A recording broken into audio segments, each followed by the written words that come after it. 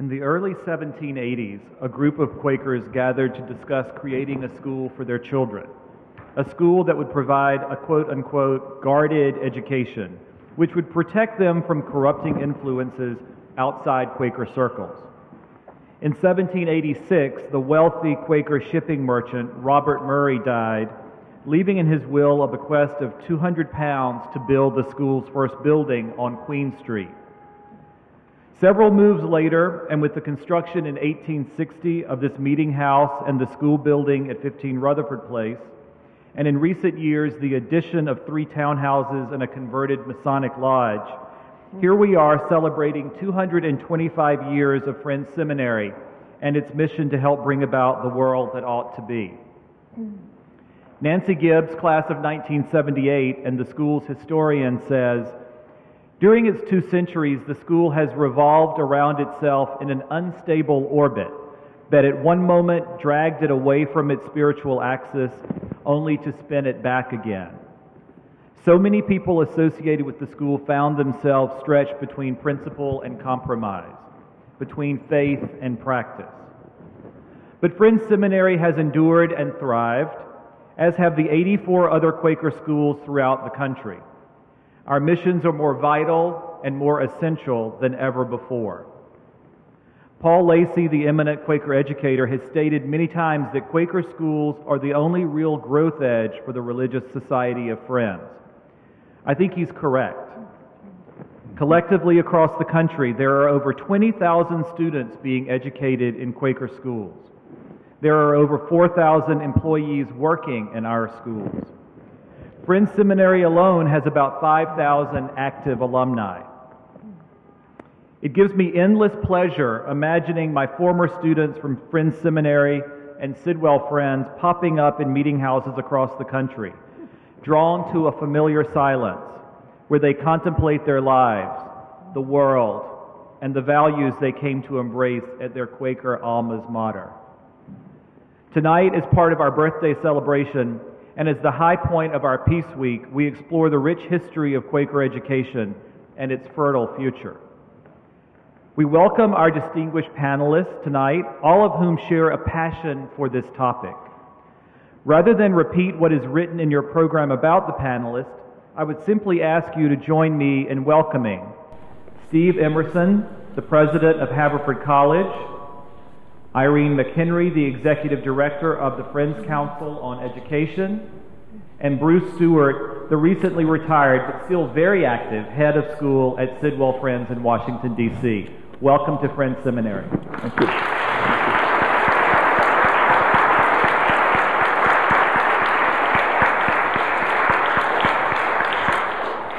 A word about tonight's format. Next, we'll move to the panelists, and they will each give an opening statement, which I think you'll enjoy. Then we will move to some questions that I've prepared with input from our community that I've shared with the panelists. And then finally, we would like to turn it over to you and ask you to ask questions of us. One note, Steve has really done a wonderful favor for Friends Seminary tonight. He has to get back to Philadelphia tonight to welcome board members who are arriving in town for a 2-day board retreat starting at the crack of dawn tomorrow. So Steve, we really appreciate your being here. And we will, if we haven't ended by 8, which is our intention, then we may have to slip Steve out a few minutes before 8 to catch his train. So my apologies. No, that's perfectly fine. So we'll now turn to our panelists, and we'll start with Steve, and they will share some opening thoughts before we get to questions. Thank you very much, Phil, and thank you very much for the invitation to come join you all. I really appreciate it. So as many folks in the audience here, I come to choices in life from a fairly open, almost Cartesian framework where I ask, well, why do I do what I do? Why do we do what I do? With the answers being unusually open and open-ended. And in particular, relevant to the conversation tonight, I recall 2 particularly important times in my life.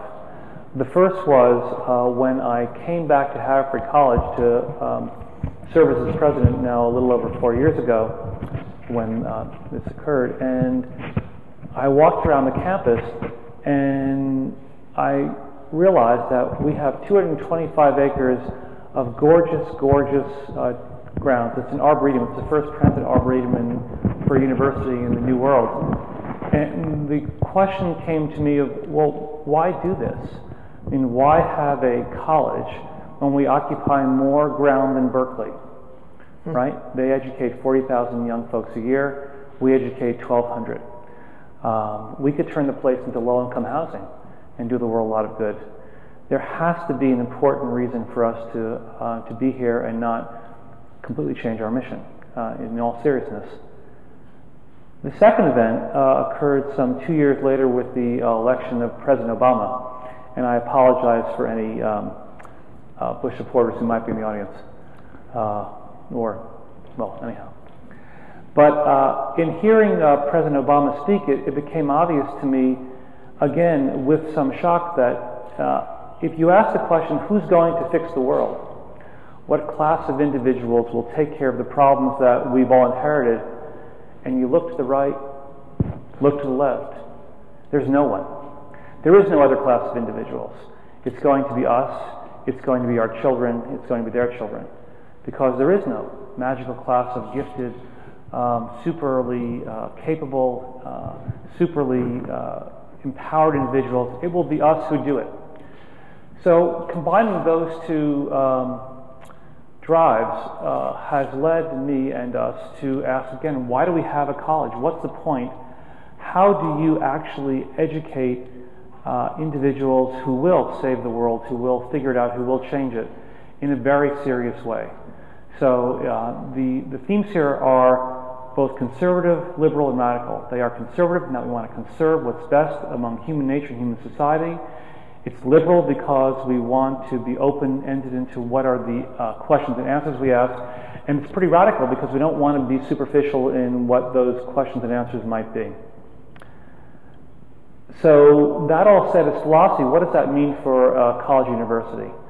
Because I think as any college juniors or seniors who are here in the audience know, or high school juniors or seniors, we tend to throw lots of stuff at them. I mean, there's lots of atomized facts, principles, things to read. There's almost an infinite number of ways to think about stuff. And how do you integrate that for these ends? Fortunately here, I think that the Quaker principles that guide institutions like Friends Seminary and Haverford College are very, very useful, because they begin with one fundamental assumption, which is that there's a light of the divine in everybody that is isomorphic one to the other. And on the one hand, that means you can find, if you work hard enough, common ground in a group, consensus. But on the other, it means that when a freshman walks into the college on day one, they can be treated as if they are the intellectual equal of the faculty, because they are. They're just as smart, just motivated, just ignorant. They just haven't been to college yet. So with that as our guiding principle, we are able to create a curricular approach which we hope is extremely aspirational, and which asks each individual to consider the world's problems very seriously, to ask what are the actual questions they might want to answer, what are the tools they really need to acquire to answer them, and then to go do it. It's why all of our students actually do senior theses. It means something. It's a big deal. Now, the other side of why I think Quaker education is so valuable is that the students who come do so as opposed to other alternatives because they actually take the world more seriously than themselves. They take the world's problems seriously, and they realize there is no one else besides they and their friends to fix it. So they care about issues at a very deep level. If they're superficial, the world won't get any better. And that has some real implications for us, the way we do education. So, for example, we send 10% of our students around the world every summer on research questions of their own into places of Reconstruction after Revolution, public health crisis, environmental catastrophe, and when they get off the plane, you parents in the audience can imagine what happens. They realize the question they asked was totally irrelevant. They get up and say, oh my God, I had no idea the world was like this, not that, which is, right? That's probably the most important thing that happens. But as a result, after the summer, they come back to school and they care about microfinance. They care about political anthropology in China. They actually care about econometrics because they would like to prevent the world's next financial meltdown and get it right, not ignore it. So then when they're seniors, they come up with a thesis that actually does mean something, that's contextualized, that matters to the world, and they can take forward. So that's the 3-minute elevator speech. I think it's true, and it's why I am very thankful to all of you who have participated in either your own education or in that of your families, so that whether your children choose to come to our college or ones who share in the same mission, they all can help in making the world a better place for themselves and for our grandchildren. So thank you very much. Thank you, Steve. Irene? I want to start with the context of the Religious Society of Friends and Quaker Education. In my own life, I discovered them both at the same time in the mid-70s. So it's hard for me to actually think of them separately. And when I think about Quaker worship and the elements of Quaker worship, those are the elements that we see in Quaker education. We see an attitude toward learning that is about a corporate search for truth, a corporate search for knowledge, a lot of collaborative work, teamwork in all of our classrooms from preschool up through seniors. And in fact, that's what the world wants. That's what the corporate world wants, people who have relational skills. So we find that peace that comes out of Quaker worship and gets into our Quaker education. And I'm talking pre-K through 12 schools across the country, what they have in common. And another element of Quaker worship is that it's the way we practice it in silent reflection. And there's little research on K-12 Friends schools, but what research there is, some of it comes out of Haverford College, Doug Heath, shows that in Friends schools there is a reflective culture in the classrooms and a reflective culture among the faculty that is statistically significantly higher than in other independent schools and then in public schools. And the other piece about Quaker worship is that egalitarian piece. We all have that creative, divine spark, so it's level there. So we listen to each other's piece of the puzzle. We listen to each other's piece of insight. So in Quaker schools across the country that I visit, they're lively, they're engaged. Kids of all ages are talking to each other. So there's that aspect of listening, deep listening, and we each might have a piece of that truth or a piece that would lead to insight.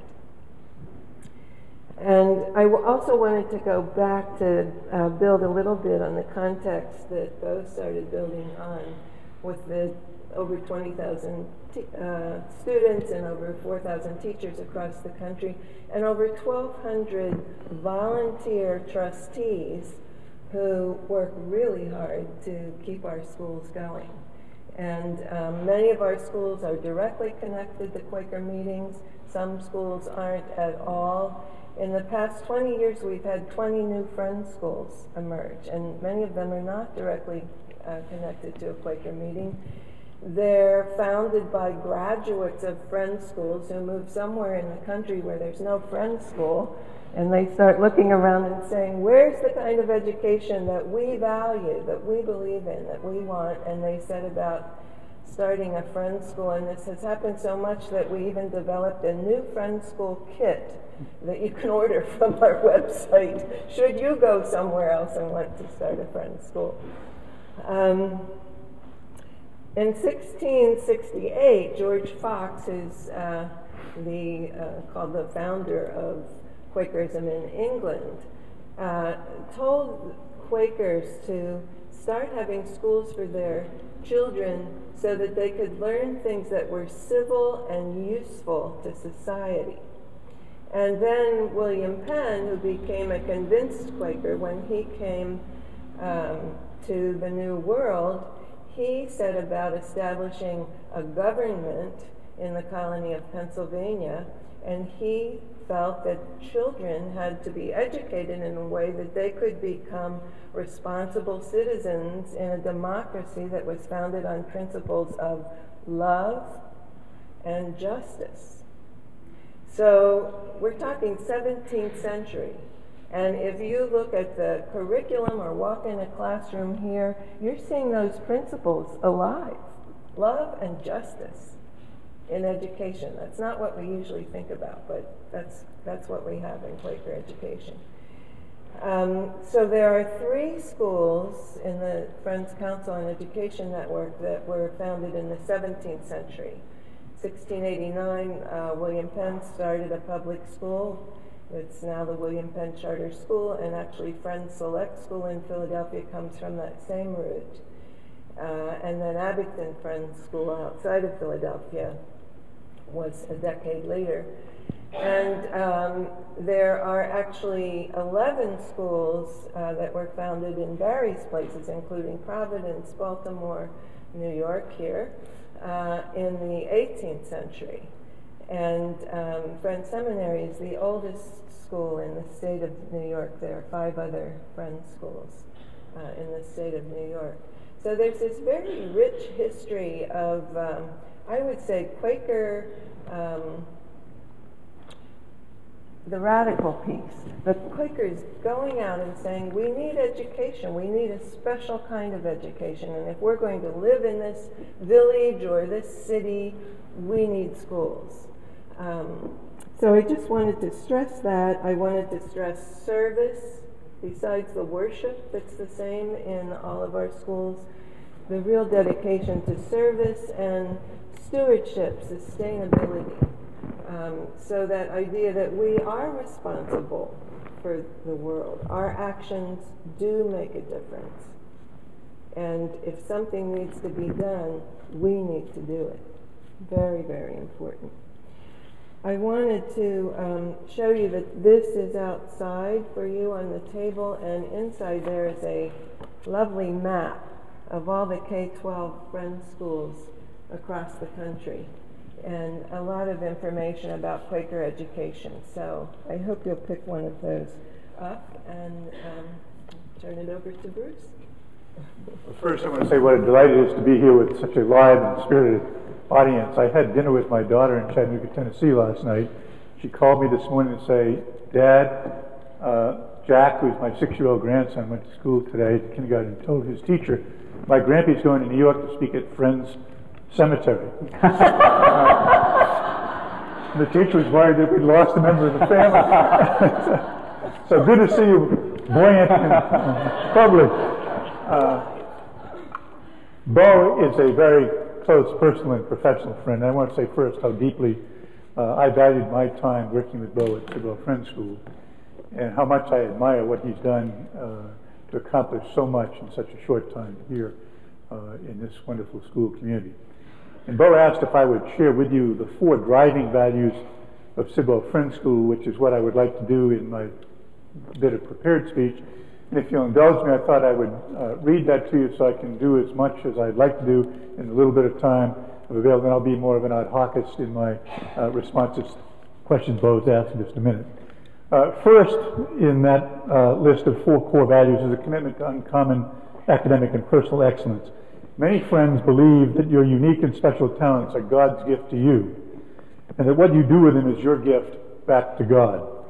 In a word, Quakers believe that any personal talent must be nurtured and developed to the highest possible degree, with intellectual life being a profound individual treasure with which to serve the common weal. Mastery of the humanities, sciences, arts, mathematics, languages, and technology is ultimately not just for your personal satisfaction or enhancement, but for you to be able to serve and lift all of humankind. What can you discover in health and science, or in the interest of sustainability or the planet, or in the advancing of peace and justice and social equity, or the fine and creative arts, that will lift the living everywhere to their greatest possible heights? Can you blaze new trails? Can your uniqueness and imagination open new doors? And will the world be a better place for your having been here? And can you achieve that intellectual growth in the full companionship of character and integrity, and the will to raise all boats, not simply your own or those that are closest to you? A keen mind with respect for intellectual rigor and discipline is a core value of every Friends institution, but only if that gift and talent is illuminated by care, compassion, and character. And if its ultimate objective is to enhance all of humanity and all of nature and all of the planet and the natural world and the universe that is our collective pleasure to experience, to enrich, and to extend. The second of those values is the prizing of human diversity in all of its many forms, whether it be gender, point of geographic origin, race, sexual preference, creed, political perspective, socioeconomic status, religion, or the like. We in the human family are inextricably bound together, and we must not let inconsequential differences set us apart. Friends prize civility and celebrate difference and see the colorful quilt of humanity as an asset to be reveled in rather than to be a source of fracture and distance. In Quakerdom, we find it fascination in variety and positivity in difference. Like the world's great artists, Friends want to take color and size and shape and intellectual perspective and create wonder from it. And they want to avoid at all costs any attempt to use fear or violence or arrogance to subjugate fellow human travelers. Your school is a brilliant example in this celebration, and you are blessed, I think, to be part of such an open and engaging culture. And I hope that each of you will do all that you can to extend this practice to every earthly horizon. The third value I want to speak to you about this evening is what I believe to be fundamental to any Friends institution, and that is the deep sanctity of Friends values and testimonies. And most particularly as we struggle this very night with war and conflict and revolution in many parts of the world, the long and deep commitment of Friends to peace and reason rather than violence as the truest and most sustainable vehicle for solving human difference and conflict. Indeed, as you celebrate your 225th year as a Quaker academic institution, you should know that the Religious Society of Friends is heralding its 350th year as a moral advocate for peace. For it was late in 1661, as best can be estimated, that a declaration from the harmless and innocent people of God, called then Quakers, first issued their intent against all war. 12 men wrote that statement, and it was likely crafted principally by George Fox, the founder and father of Quakers, and one of his closest colleagues and fellow travelers, the British gentleman Richard Haverford. From the Declaration of 1660 comes the following commentary. We as Friends utterly deny all outward wars and strife, and fightings with outward weapons for any end or under any pretense whatsoever. This is our testimony to the whole world. We think about our commitment to globalism and how interestingly it knows roots to the whole world back in 1660. Interestingly, after World War I, the spirit of this declaration was adjusted by Friends. From the declaration against war, which they then had come to believe was a negative reflection, to the peace testimony because they saw that as a pure or positive commentary. While an adjustment in language and not an unimportant one, Quaker advocacy for a world free of violence and where reason and civility and not force and physical power would be the agent of conflict resolution remained a wide and undaunted vision. Fourth issue is the care of Friends for globalism, and your Arab language study here at Friends Seminary is one crystal example of that. And the faith's broad concern for environmental sustainability. Friends believe that we must seek to enhance humanity and the earth in its entirety, and that we must leave our globe the better for our presence and not the worse for it. In essence, Quakers believe that we hold our planet in trust. It is ours to nurture and enhance and to leave to others in a manner of health and beauty, and not in a state of pestilence and destruction. These values that Sidwell Friends School seeks to celebrate and nurture belong to each of us. And they are certainly almost universally present in all forms of Friends education. I feel blessed to have worked for nearly a half-century at several Quaker institutions, and I celebrate you and your remarkable school community for carrying such worthy instructional aspirations right steadily forward. Happy 225th anniversary to each of you, Friends Seminary, and may you continue your great work in perpetuity. Thank you.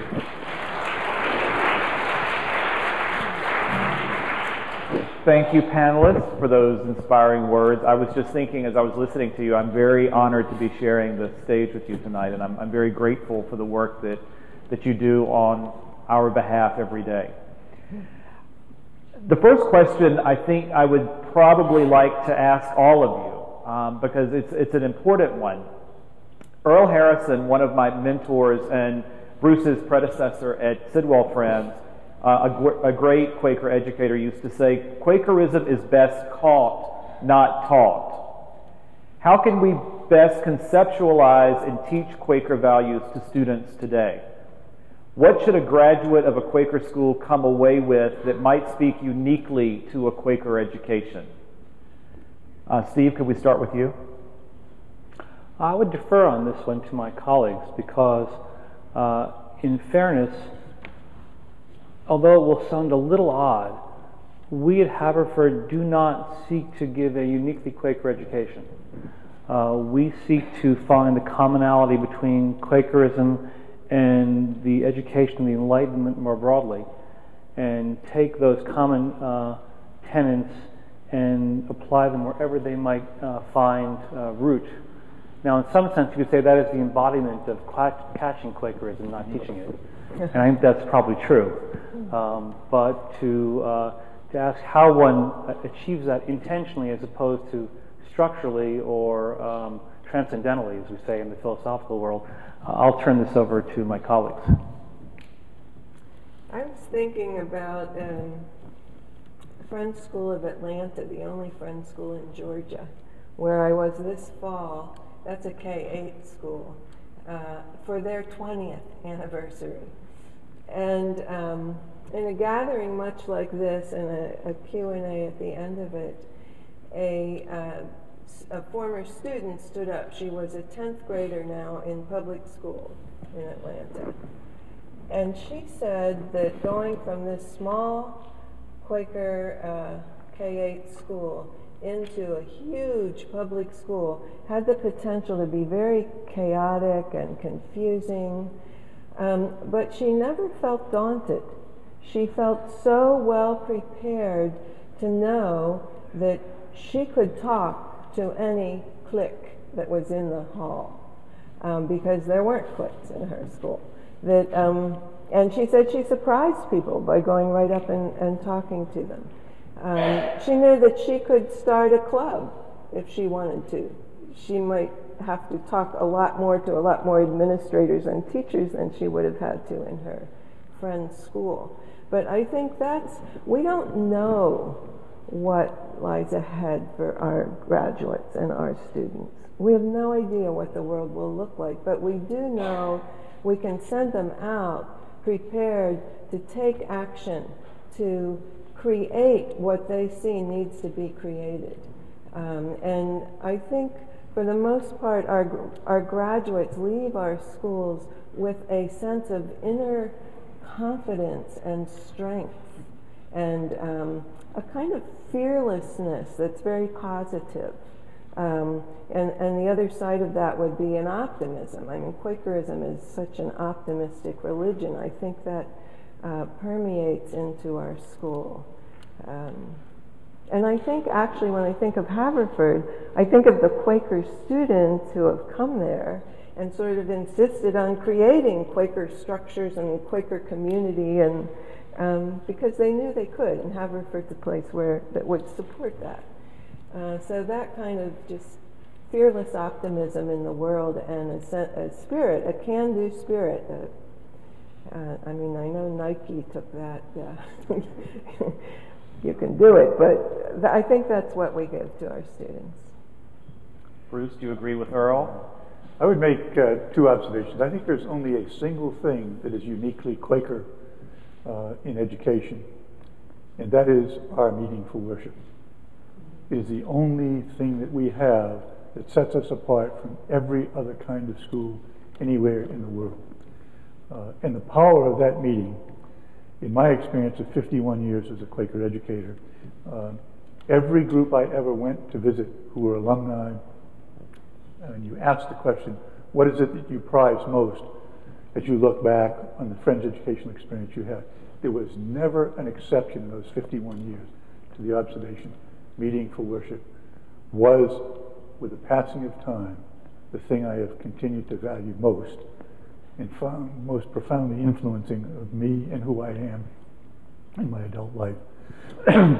So I think using, and particularly today, when we're characterized as much as we are by the distractions of technology and the speed of movement and the evolution of change, for people to learn how to reflect and move inside oneself and think deeply about a matter and take ownership of that, and then learn the power of standing for principle in a public forum. And I think, just quickly about that, look at three movements that are extraordinary in the world that all came out of meeting for worship. The women's movement in the United States. Every single significant initial woman in that leadership effort came from the Society of Friends. And when you ask them what they felt was the reason they felt they could speak truth to power, because they had the experience of rising in meeting and expressing things that they felt deeply about in a public forum.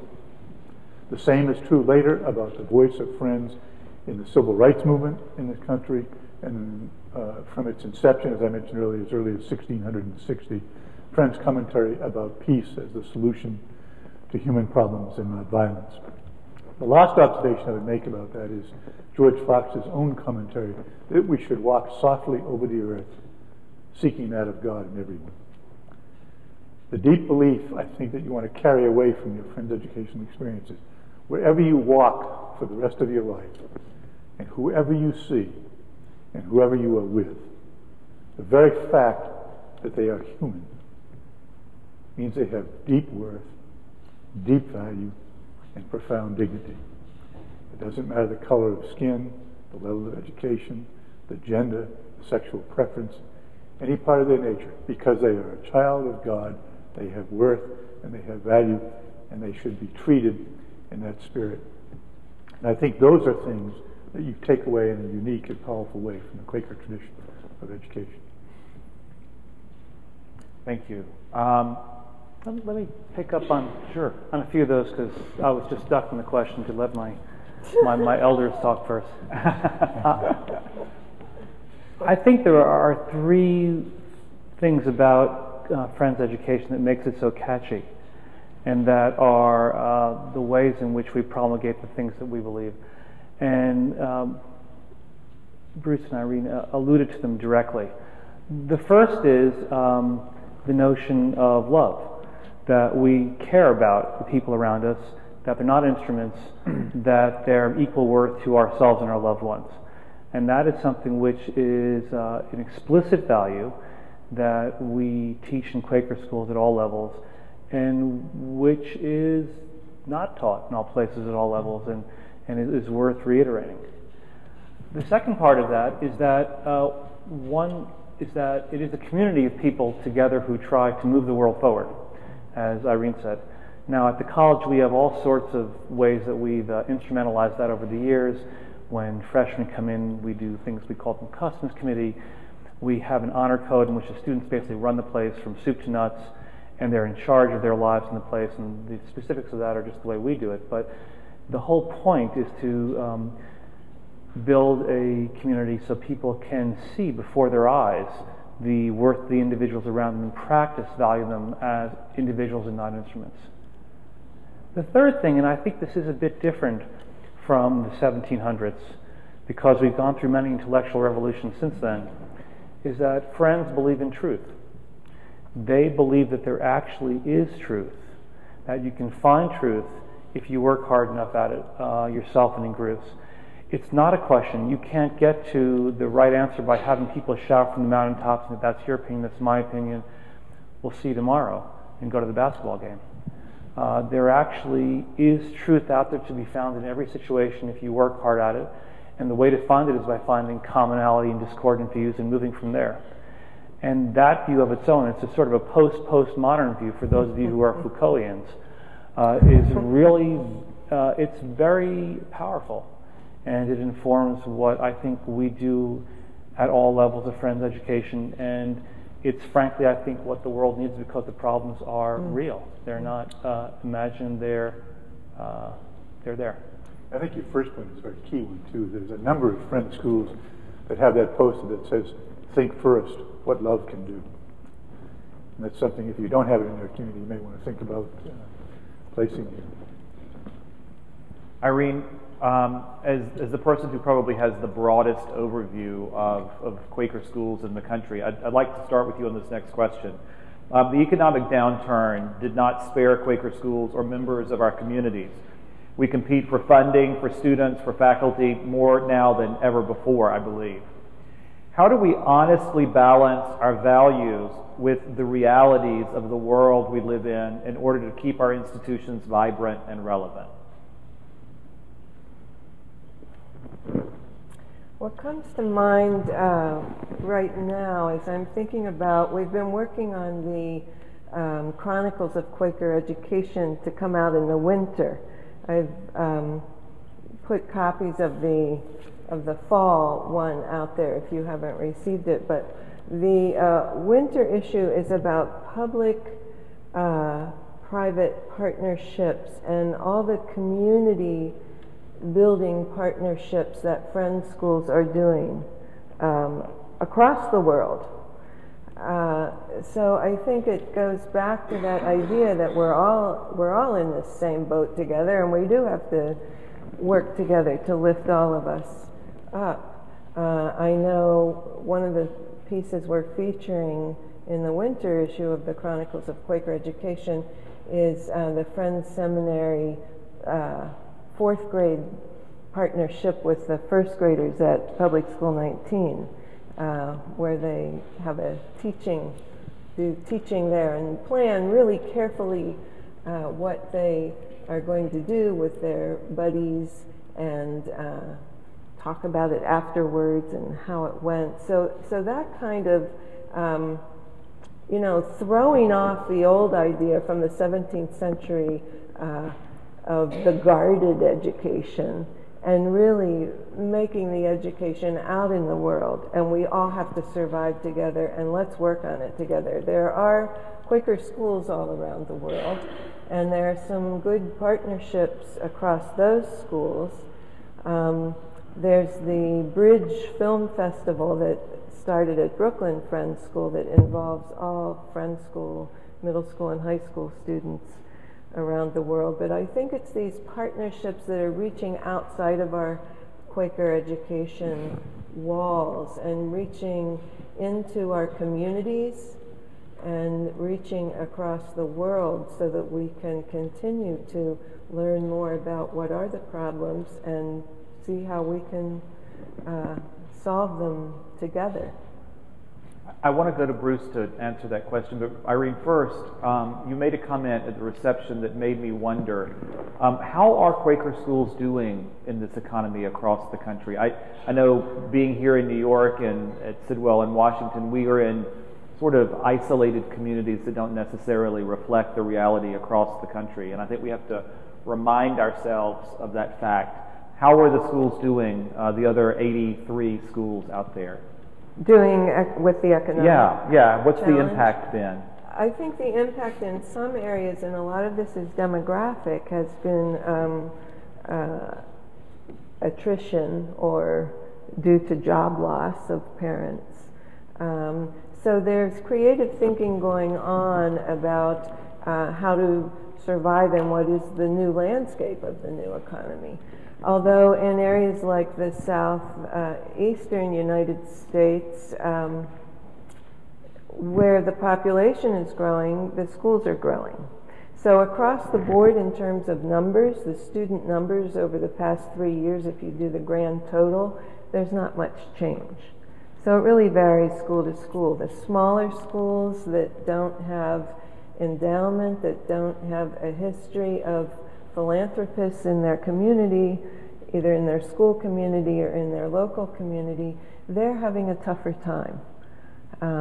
And in some ways, the bigger schools always reach out to help the smaller schools. I remember when we were starting Delaware Valley Friends School in outside of Philadelphia, we had all of our furniture, and at that time blackboards, this was pre-whiteboards, and even some textbooks donated and brought to us from the bigger schools in the area. So there is this sort of helping out. So we have business managers in the bigger schools coaching the business office in the smaller schools and so on. But it is a new landscape. Some of our schools, and I don't know if you're doing this here, are starting to offer courses in the community, night courses, online courses. So looking at new revenue streams, a lot of creativity, creative thinking happening right now. Mm-hmm. Which is a good thing. It's very good. Bruce, did you want to comment on that? Yeah, I mean, I think the single greatest challenge facing Friends Education and all of independent education right now is fiscal. And we've become unwittingly and unintentionally elitist institutions. Because those who can afford, now I serve on the board of the National Association of Independent Schools, more than 50% of independent schools in America this year are under-enrolled. And that's a dramatic statistic when you think about it in those terms. The rest of them, even who enjoy full enrollment, almost without exception, have as much as a 10 or 15% increase in the amount of resources they've had to allocate to financial aid because of the change in income profile. But the data from NAS shows that a family of 4 would have to have a minimum income of $250,000 to afford to send one student to an independent school without financial aid support, which means that in most of the independent school communities now, you have a kind of bell-shaped curve. You've got people with extreme financial comfort dominating probably 80% or more of those school communities, and about 20% who are at the other extreme who are being significantly underwritten financially. And the American middle class, per se, has been eliminated effectively from those school settings. And that's a very difficult challenge. And so one of the things that NAS is talking about, and the Friends Council is talking about, can we explore systems of alternative income? Can we build endowment strength? Can we increase enrollment? Can we refine program? Can we do more effectively with online learning? We're going to have to be mindful as we look forward of ways of containing costs and controlling costs without cutting quality. Because the other trap that we're in as independent schools is, given what we now charge, you have to deliver a superb product. And my last observation, when I began in this business in 1960, we had a partnership between families and schools. Today, we have a client and consumer relationship. And I don't know where the point was on the continuum, but when the price crossed some certain level, the expectation is, for that kind of sacrifice, I expect this kind of performance. And that's a very complicated and very difficult issue that's facing this generation of school leaders. And I think it's going to be a profound challenge for all of us to think about. I wish I had a solution. I don't see a ready or quick one. Thank you. Steve, maybe you'll try this one. It's about technology.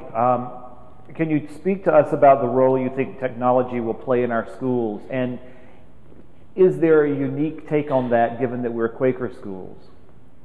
Okay, this is a great segue. So, apropos the last question, how many folks here in the audience can tell me why tuition always rises faster than the consumer price index? Is it because we're hyper-monetized? Is it because, why is it? Why do, I mean, I don't know it at the Friends Seminary, but at almost every school I know, it goes up more than CPI every year. It's why somebody so who expensive. I think wants to venture. Yeah. Yep. Could you stand up and speak out? My mind is, you can't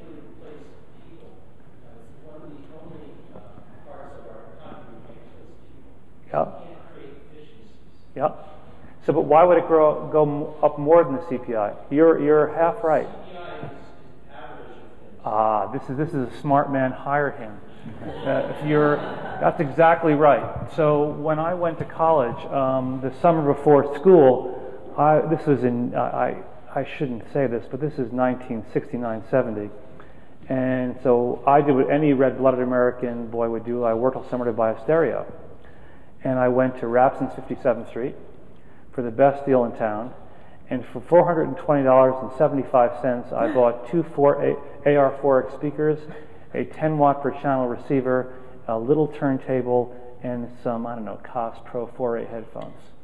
$420. That in today's dollars is $2,000. For $2,000 today, you could technologically buy a stereo. You would never spend that, right? You guys have what? You plug in your iPads and things. You'd never do that. You wouldn't even think of doing it. The point is that stereos are technology sensitive, and people aren't. And the CPI is precisely a mix of those two baskets.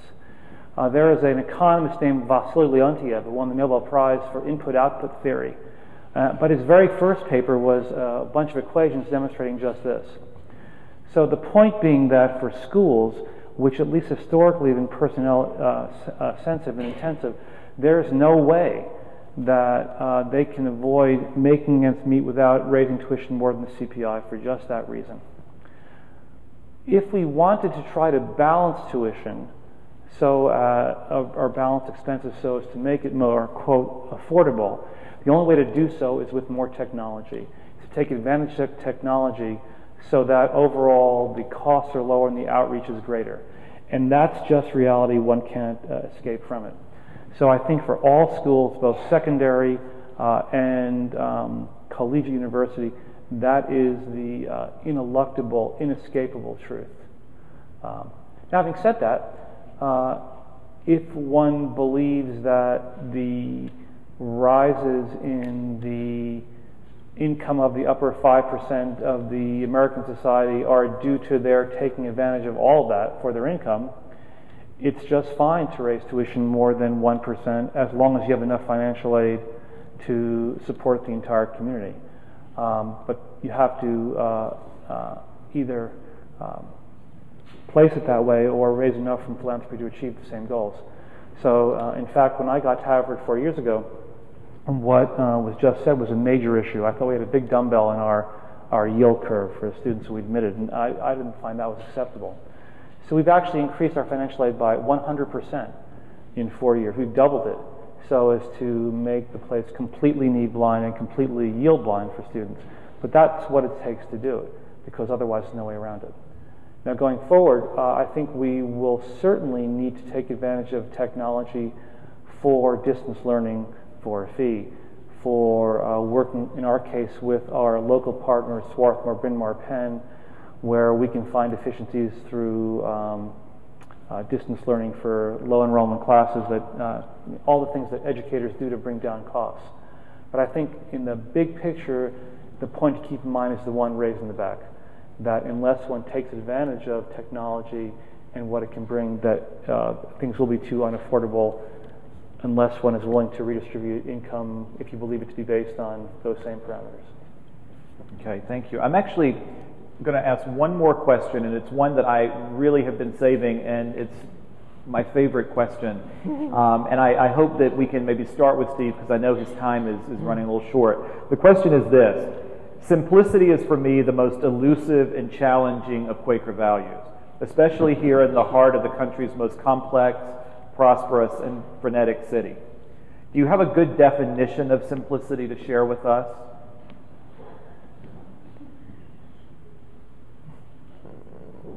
It's their hardest question also, I think. No, it'll sound too sappy. I mean, it's really sitting across the table at breakfast in the morning and having coffee with my wife, Jenny, and talking about what's important in the world and trying to achieve it. I mean, it's very much staying focused on the things that actually matter. And when you've been around long enough, made enough mistakes, as many of us have at our ages, those things become more clear. I think, though, it's very Quaker. I think it really, not just because the word's there, because what is simplicity? It means looking at a vast array of, for those of you who are philosophical in your training, Humean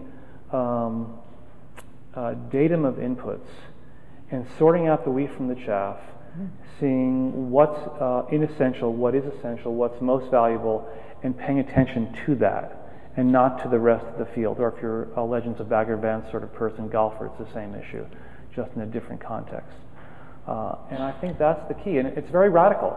It means looking at a whole field of data inputs, reality, reading the Times in the morning, and either in paper or online, and saying, what is there, kids, here that actually is just a bunch of selling papers, and what actually matters for the future of the world? What is the simple reality of what's going on, and paying attention to that? So I think it's, it's wherever you are, be there, and everything else that stems from that. Bruce? I think the core meaning of that for people involved with Friends Education is finding truth. Is really, I think, what Friends have meant by the pursuit of simplicity. It's not the absence of complexity. It's not, I think, the simple-minded. It really is saying, how do I pull away all that broad gauge of information and distraction and find out what really matters most? And then how do I engage myself in a commitment to that? And I think that's what Fox was after as he spoke and thought about the pursuit of truth. And his notion of walking softly over the earth and seeking that of God in everyone. That piece of God is what Friends, I think, say is personal truth. It's digging inside in the silence and reflecting deeply inside oneself for what is simply at the core of who you are and what you ought to be doing with the life that you have. And I think that's what Friends, in my view, have come to mean in the process of Friends Education, about the pursuit of simplicity. Irene, did you have a thought on? I would just add to that I think in terms of the Quaker values, which are all interrelated, that simplicity is very much aligned with integrity. So it is about saying what's true. It's about looking at what really is. And then having the inner, who you are on the inside match who you are on the outside. So that is a simple truth. There's a wholeness about one's life. And in the early days, Quakers did that by systems of dress and systems of language. But I think it's really connected to that idea of seeing things as they really are and speaking the truth.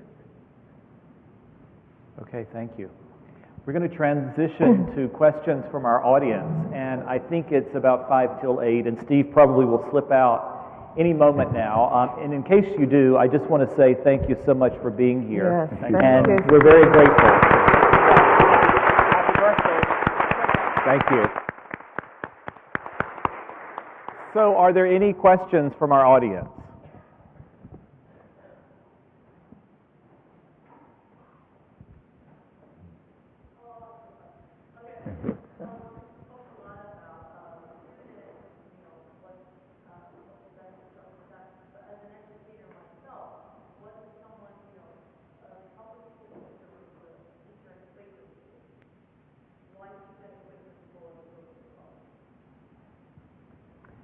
Oh, I would like to talk to that. I grew up in public schools. I started my teaching career in public schools. And when I discovered Quakerism, as a religion, I became curious about Quaker education.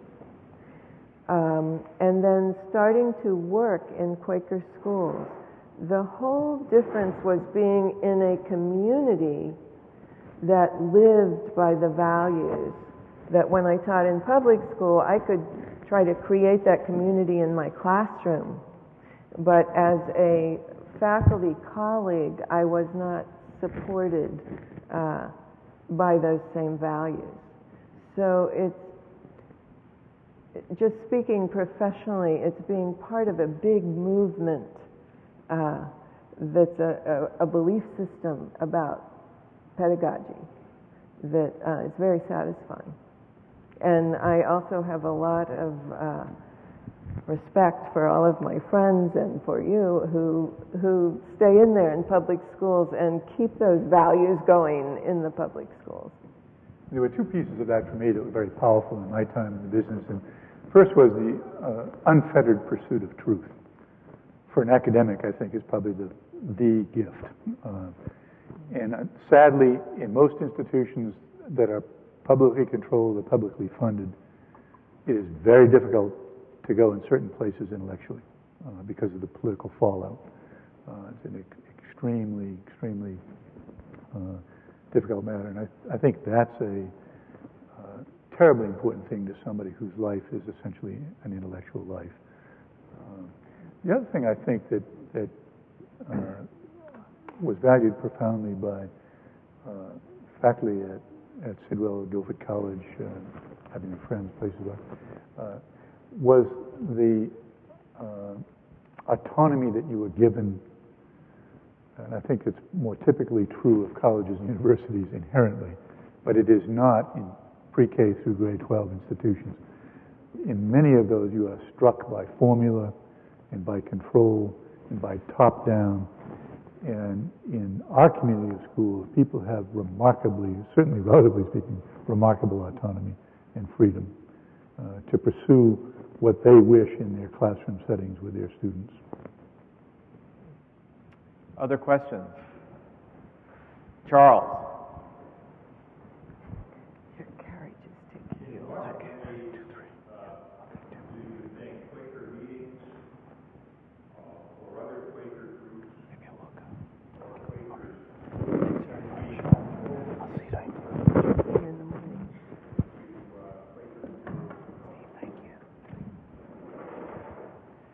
Could you repeat that? We had a little transition moment, Charles, and I think I got your question. The question is, how can you think of ways that Quaker meetings can be useful and helpful to Quaker schools? Is that correct? Yes, or other Quaker groups. Other Quaker groups.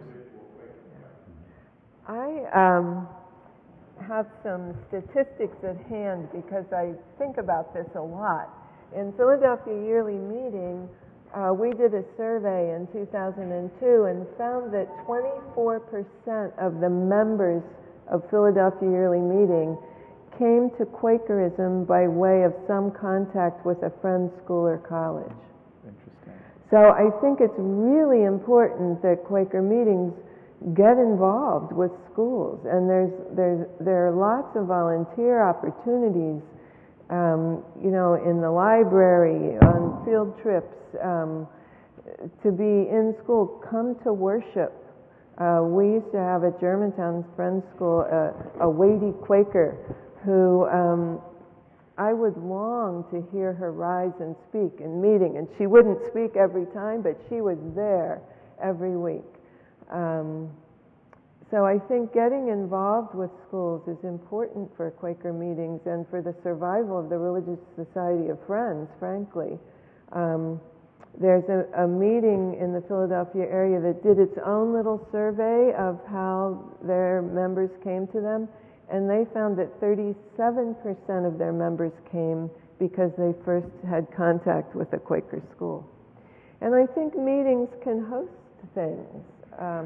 Not on a Sunday morning, because a lot of families have their own religious traditions or family traditions, but to host things for the faculty, for the parents in a nearby Quaker school, because people are curious about Quakerism, and I'm a convinced Quaker, Bruce is a convinced Quaker. I mean, I never heard of Quakerism growing up, but sometimes you find out about Quakerism and there it is. It's what you've been looking for your whole life. So I think meetings need to be very much more proactive in reaching out to Friends schools. What about, I'm sorry, Bruce, No, go ahead. Go ahead. I was just going to ask if any of our students might have a question. Or an answer. Yes, please, give That'd us be even the better. answer. Anybody else? Arthur? Early Quakers spoke about learning from the divine. God is the teacher and we the pupils. How do Quaker schools relate to that today? Do they put an emphasis that there is a relation between the divine and the rest of us, and how can we absorb the knowledge that the divine is able to give us?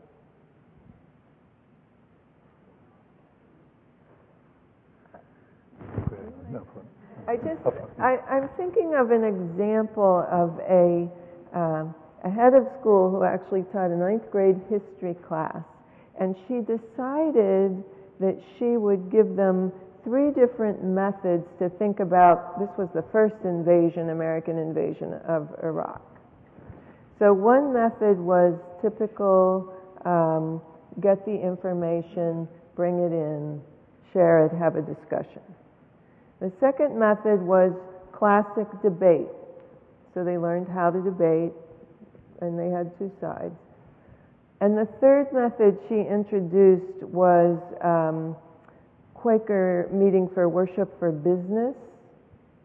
And then on the final exam for the course, a question she asked was, of all the methods, what helped your learning the most?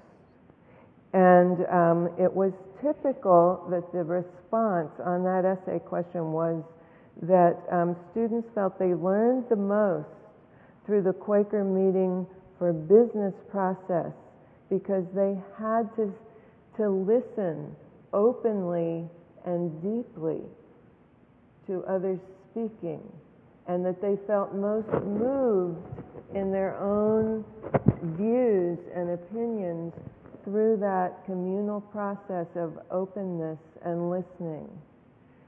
So I think there are many ways that teachers and administrators in today's Quaker schools take seriously the belief that there is the divine in every person, and that we are about something here that's bigger than we are, and find ways to implement that. I think it's terribly important, and I, after probably 10 or 12 years ago, began every opening of the academic year, both with students and with particularly parents, of making clear they understood that Friends Education is a form of religious education. It was extraordinary to me how many people looked at Episcopal schools or Catholic schools or Jewish-affiliated institutions as religious schools, but saw Friends institutions as essentially secular places.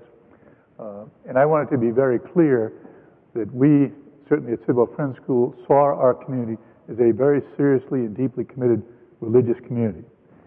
The difference being that we felt your pursuit of the divine was your personal responsibility, and your road to that truth was one that you had to carry responsibility for yourself. We couldn't give you that gift if we wanted to. And one of the things I would share to my students about that is, if I had the capacity to give that to you, I wouldn't, because it doesn't then belong to you. And the first time you face a true crisis in your life, you'll crumble in the face of that. But if you struggle during your time in our community to define your own spiritual depth and create your own level of communication and understanding with what is supreme being and supreme knowledge from your perspective, you will be given the greatest gift you'll ever receive in your lifetime. But it has to be your own journey and your own truth. It can't be a shared dogma or passed down from someone else. It has to be your personal search, your personal journey. And I think those who teach in Friends schools take that very seriously and work very hard at that. And mostly by example, by living what they believe and encouraging others to do the same, rather than by didactic admonition, which is certainly the way that I prefer to see it done. And I think that is a wonderful thought to end on. I want to thank you again for being part of this panel tonight, for your gift to Friends Seminary. We can call it a birthday gift. Yes. We're very grateful, and we thank you for being here, and we wish you well in your own journeys as well. Thank you. Thank you. Thank you. Thank you. Thank you.